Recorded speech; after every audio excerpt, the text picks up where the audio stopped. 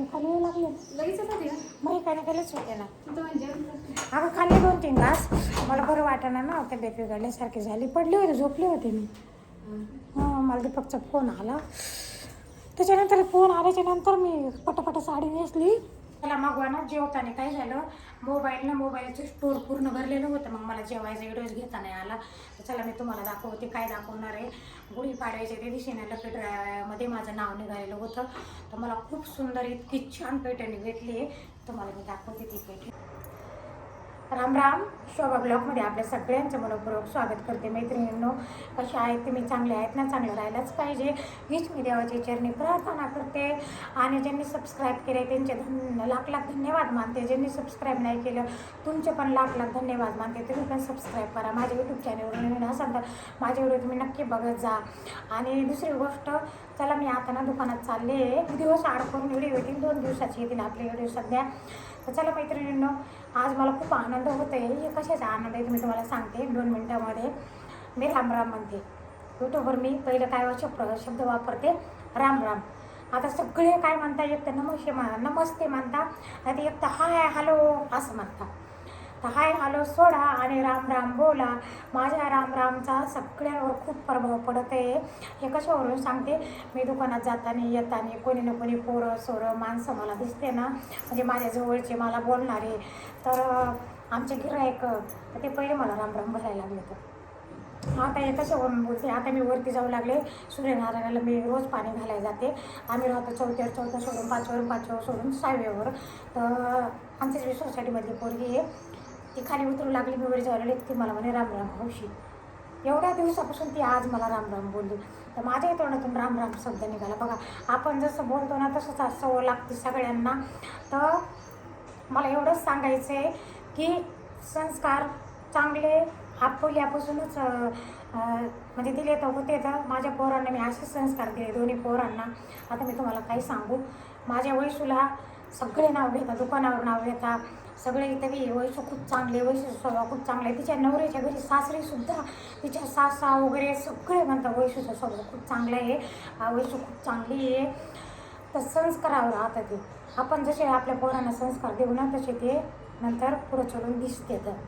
तर चला एकच सांगायचं आहे, राम राम म्हणत जा, हाय हॅलो सो. तर चला मैत्रिणींनो, दुकानामध्ये आले. दुकानात कसं आता ना एवढ्यात मी ना जसं यूट्यूब चॅनल चालू झालं आहे माझं, मी रोज सकाळी येतच नाही, 5 वाजताच येते. तर मग आता उन्हाळा चालू झालेला आहे, फ्रीज खाली होते. तर मग हे कसं फ्रीजामध्ये माल लावावं लागतं, मग गिऱ्हाईक वापस जाऊ नये म्हणून मग आता ना दुपारी येते, घंटा 2 घंटे फ्रीज वगैरे बाहेरचं मधलं सगळे भरून द्यायचं. आणि मग असे कामं करावं लागतात, बाकी दुसरे कामं राहते. दुकानात आलं का शांत बसू वाटत नाही. तर चला ठीक आहे मैत्रिणींनो, पटापटा माल लावून देऊ, परत मग घरी येऊ. मैत्रिणींनो चला स्वयंपाकाला लागले. वरण शिजवून घेतलं, म्हटलं आता वरणच करू, वरण भात. तर वरण शिजवायचा व्हिडिओ घेतला नाही, टमाटर टाकून वरण शिजवून घेतलं. लाल मिरची पावडरचं वरण करतो आम्ही. आता याच्यातनं कोथिंबीर नव्हती, कढीपत्ता नव्हता, जिरं मोहरी आणि लसूण टाकून छान मस्त फोडणी दिली वरण. तर तुरीची डाळ आहे ना मैत्रिणींना, याच्यात टमाटर टाकून शिजवून घेतली होती, थोडीशी हळद वगैरे. आणि डाळ जास्तच नाही शिजवायची, जास्त खूपच गाळा शिजवली का त्या डाळीची चव निघून जाते. अशी शिजवायची बघा बघा या बा, अशी शिजवायची, इतकी चवदार खमंग लागते. आता इकडे भात पण केला मी मातीच्या भांड्यामध्ये मस्त. आणि तुरीची डाळ कोणती पाहिजे मैत्रिणींनो, काळ्या तुरीची डाळ ना चवदार लागते, पांढऱ्या तुरीची डाळ नाही लागत. आणि बिना पॉलिशची डाळ पाहिजे. वरण झालं मैत्रिणींना, छान मस्त कढलं. आता इकडे पटापटा चपात्या टाकून घेते. ते जेवायला आले, त्यांना लगेच जेवायला पण देते. तर मैत्रिणीनं हे ना वांगे वैशून आणले होते तिच्या त्या दिवशी मळ्यातून, मस्त भरताचे वांगे मोठे मोठे. आता इकडं कसं चुली नाही, काही नाही, इस्तू नाही, गॅसवरच भाजून घेतले. असं गॅसवर भाजून केमिकल हे होतं, पण मग नाईलाज होता. आता या वांग्याच्या भरतामध्ये काय करतो आम्ही, तेल टाकायचं, मिरची पावडर टाकायची, मीठ टाकायचं आणि 1-2 टमाटे न कच्चेच असे गॅसवर भाजून घ्यायचे, ते पण टाकायचे. खूप छान भरीत होता, असं मस्त लागतं, चवदार खमंग. तर चला ठीक आहे मैत्रिणींना, जेवण करू. जेवताना काय झालं, मोबाईलचं स्टोअर पूर्ण भरलेलं होतं. मग मला जेवायचा व्हिडिओज घेता नाही आला. तर चला मी तुम्हाला दाखवते काय दाखवणार आहे. गुढीपाडव्याच्या त्या दिवशी ना लकी ड्रायव्हमध्ये माझं नाव निघालेलं होतं. तर मला खूप सुंदर इतकी छान पैठणी भेटली आहे, तुम्हाला मी दाखवते. दिवसापासून दाखवून म्हटलं होतं, पण वेळ भेटत नव्हता. आणि ब्लाऊज शिवायला टाकलेलं होतं, अजून शिवलं नाही. म्हटलं नेसून मस्त छान दाखवू ब्लाऊजवर, पण दाखवेन एका दिवशी. बघा इतकी छान पैठणी भेटली मला. लकडरामध्ये माझं नाव आलं. असं लकडरामध्ये नाव आल्यावर काही वस्तू भेटलं खूप आनंद होतो. आणि एवढी काही हे नाही, टाकाऊ नाही, छान आहे मैत्रिणी, बघू शकतो. तर चला ठीक आहे. आता मैत्रिणी चला, मी ना दुकानात आलेले होते, भाजीपाला घ्यायला यायचं होतं मला. मग मी इकडं ना भाजीपाला घ्यायला आले. आणि आज ना डॉक्टर बाबासाहेब आंबेडकरची जयंती आहे. तर अशा डॉक्टर बाबासाहेब आंबेडकर महान व्यक्तीला आपण बारंबार नमन करू मैत्रिणींनो. ते आपल्याला सांगून गेले की कसं वागायचं, कसं राहायचं, सगळ्यांनी मिळून मिसळून राहिलं पाहिजे, सगळ्यांनी एका विचारानं राहिलं पाहिजे. पण कोण राहतं आजकाल, ज्याचे त्याला सगळ्याला आपलं आपलं पडलं आहे. तर चला ठीक आहे मैत्रिणींनो, भाजीपाला घेतला, बटाटे आणि कांदे मी दुकानात विकत राहते ते पण घेतले. तर चला आता ठीक आहे, दुकानात पहिली एकमेव दुकान आहे अशी किराणा दुकान माझी, कांदे बटाटे मग काय केलेच होते ना. अगं खाल्ले 2-3 घास, मला बरं वाटेना ना, तब्येत बिघडल्यासारखी झाली, पडले होते, झोपले होते मी. मला दीपकचा फोन आला. त्याच्यानंतर फोन आल्याच्या नंतर मी पटापट साडी नेसली. चला आता वाजले 2:05 झाले. ज्या दिवसाची आपण आतुरतेने वाट बघत होते मी, तो दिवस आज निघालेला आहे. तर चला, आज फायनली आपल्या घराचं काम झालेलं आहे. माझ्याकडं टाईम कमी होता, 2 महिनेच होते. तर 2 महिन्यात सगळं करायचं होतं. तर झालं, 2 महिने काम पूर्ण झाल्याशी मी शांत बसले नाही. भले आजारी पडले, BP वाढला मैत्रिणींना, 2-3 दिवसापासून झोप नाही, रात्री बी झोप नव्हती. सकाळी काम होऊस तर मला विश्वास येत नव्हता, काय होईल काय नाही, काय होईल काय नाही. तर चला ठीक आहे, आता झोपले होते जराशी.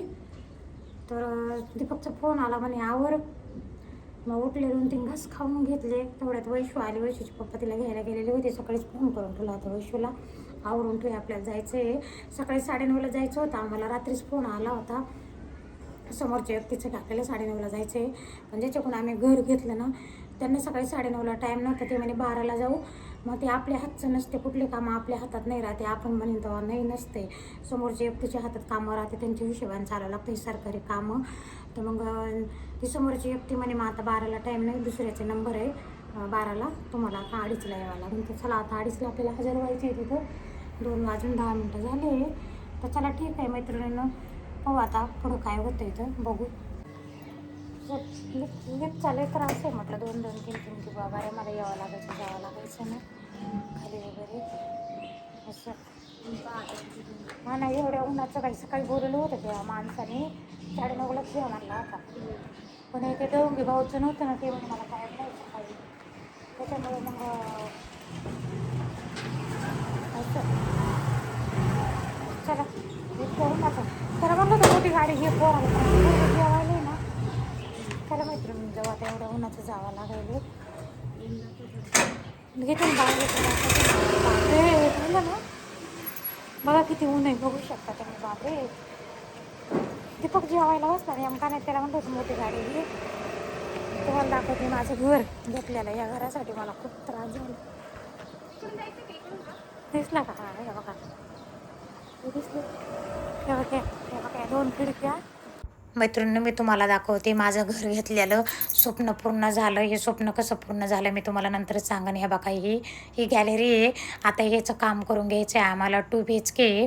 आता हे दोन्ही बेडरूमच्या 2 खिडक्या आहे. इतकं छान घर भेटलं मैत्रिणी, तुम्हाला मी कधी स्वप्नातही विचार केला नव्हता की हे घर भेट. मैत्रिणी आता आम्ही कुठे निघालो दोघी मायले की मी तुम्हाला सांगते, आज माझ्या घराची खरेदी आहे. माझं स्वप्न पूर्ण झालं. हे स्वप्न इतकं पूर्ण झालं तुम्हाला मी काय सांगू. आणि म्हणतात ना, प्रयत्न करणाराची, कोशिश करणाराची कधीच हार होत नाही. आणि तुम्हाला मी हे पण सांगते, मला हारायला आवडत नाही, मला जितायला आवडतं, मला करून दाखवायला आवडतं. आणि मी करून दाखवलं. तर याच्यावर एका दिवशी मी व्हिडिओ बनवलं मैत्रिणींनो. चला इथं आलो, जिथं खरेदी होते तिथं आम्हाला त्यांनी 2:30ला बोलवलं होतं. आम्ही 2:15लाच आलो. आणि सगळ्यांनी वेळेचं पालन केलं पाहिजे. आता दुसऱ्यांचे चालू आहे कामं, तिकडं दुसऱ्यांचे असते ना कोणाची खरेदी विक्री. तर चला ठीक आहे मैत्रिणींनो, खरेदीचा व्हिडिओ घेतला नाही मी, खरेदी झाली आपली. चला आता आपण घराकडे जाऊ मैत्रिणी. चला आता दूध पिशवी घेणार, घरी जाणार. आणि हा व्हिडिओ 2 दिवसाचा आहे. माझे ना 2 दिवसाचे ब्लॉग 1 दिवस ॲड करून येणार आहेत मैत्रिणी. तर चला ठीक आहे. तर चला हे बघा, मी आता बसलेली व्हिडिओ एडिट करायला. आता वाजले 10.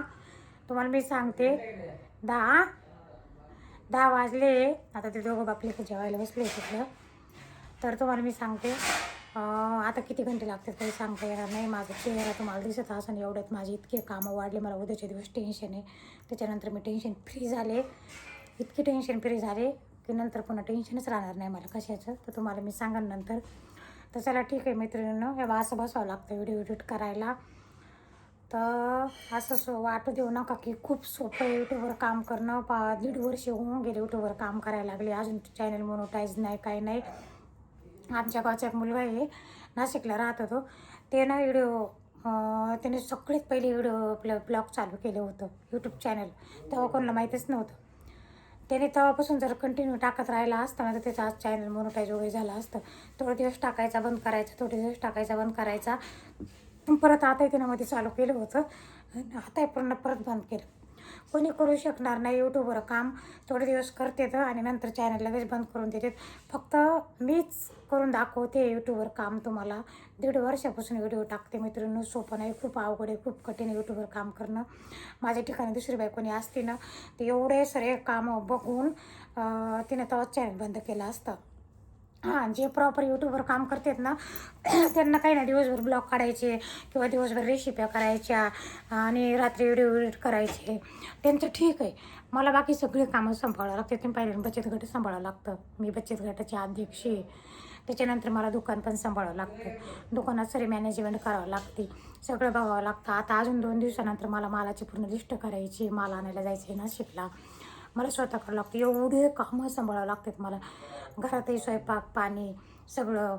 तर त्याच्यामुळं ना आणि यूट्यूबचं मध्येच काय डोक्यात भूत घुसलं माझ्या काय माहिती. यूट्यूबचं आता धरता येईना सोडता येईना, मध्येच करावं लागेल मैत्रिणींनो. तर चला ठीक आहे. आणि म्हणूनच मग आता मी 1 दिवस आड करून ब्लॉग टाकते, व्हिडिओ येतो माझा. रोज व्हिडिओ एडिट करायला मला टाईम भेटायला गेला ना, मग कोणी बी टायमाला येऊ लागला, कधी बी येऊ लागला. तर मग आता माझे 2 दिवसाची व्हिडिओ 2 दिवसाची ब्लॉग 1 दिवस आड करून येतील. आणि माझे व्हिडिओ नक्की बघत जा, मला सपोर्ट करा जा, लाईक करा जा, शेअर करा जा मैत्रिणींनो, कमेंट करा जा. मला 1.5 वर्ष होऊन गेलं मेहनत करते मी, तरी अजून कशाचाच पत्ता नाही, काहीच नाही. अजून किती दिवस करावं लागते ते आपल्या हातात नाही राहत. तर चला सगळ्यांना शुभरात्री, राम राम सगळ्यांना.